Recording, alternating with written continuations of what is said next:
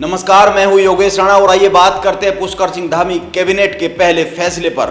Pushkar Singh Dhami cabinet के पहले फैसले के बाद एक सवाल जन्मा है और वो यह है कि पुष्कर सिंह धामी ने पहला फैसला एक कॉमन सिविल कोड पर क्यों लिया। यह सवाल इसलिए उठ रहा है क्योंकि उत्तराखंड में समान नागरिक संहिता लागू करने की प्रक्रिया बहुत लंबी है। अभी तो समिति बनाने का निर्णय हुआ है, समिति बनी भी नहीं है। पहला फैसला रोजगार या सरकारी नौकरियों में खाली पड़े पदों पर भी लिया जा सकता था, लेकिन उन्होंने कॉमन सिविल कोड पर फैसला लिया है। आखिर ये क्यों लिया है?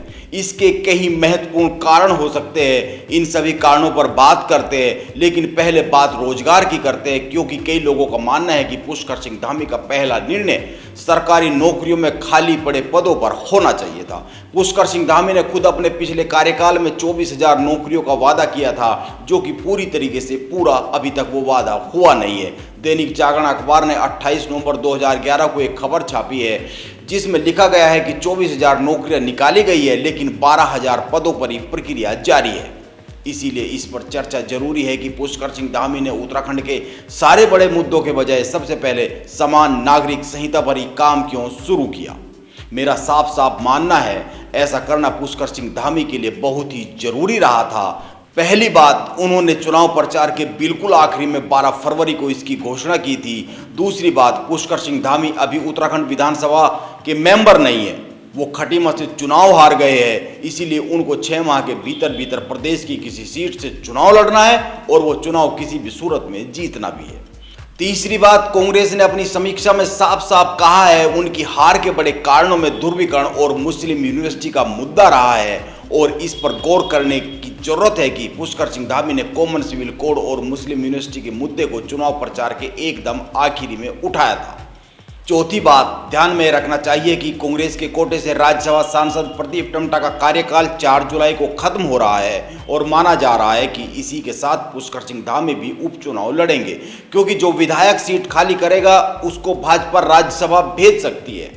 इसीलिए ये माना जाना चाहिए कि अभी कम से कम 4 माह तो पुष्कर सिंह धामी चुनावी मोड़ में रहने ही वाले हैं। और मेरा मानना है कि उनकी कैबिनेट का पहला फैसला ये चुनावी मोड़ को ही दर्शाता है, क्योंकि यह फैसला बाद में भी लिया जा सकता था, कुछ माह बाद भी लिया जा सकता था। ये बहुत गंभीर विषय है, इस पर थोड़ा सा मंथन करके भी लिया जा सकता था। कमेटी में कौन कौन शामिल होगा उनके नाम तय करने के बाद भी लिया जा सकता था, लेकिन कमेटी के नाम, कौन उसमें अध्यक्ष होंगे, कौन शामिल होंगे, अभी कुछ भी तय नहीं है। ये फैसला लिया गया है, ये जनता को एक मैसेज है और जनता को मैसेज ये दर्शाता है कि पुष्कर सिंह धामी अभी चुनाव मोड़ में है और अभी रहने वाले हैं।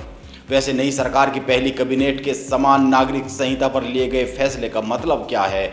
अभी लिए गए फैसले के अनुसार सबसे पहले एक कमेटी का गठन किया जाएगा। यह कमेटी विवाह, तलाक, संपत्ति का अधिकार, उत्तराधिकार कानून, विरासत, गोद लेने के लिए कानून आदि विषयों पर एक ड्राफ्ट तैयार करेगी। अभी तक इन विषयों पर जो फैसले लिए जाते हैं वो अलग अलग धर्मों के पर्सनल लॉ और सिविल लॉ के हिसाब से लिए जाते हैं। जैसे मुस्लिम, ईसाई, फारसी समुदाय का पर्सनल लॉ है, जैन, सिख, बौद्ध और हिंदू समाज से जुड़े सारे मसले हिंदू सिविल लॉ के जरिए सुलझाए जाते हैं।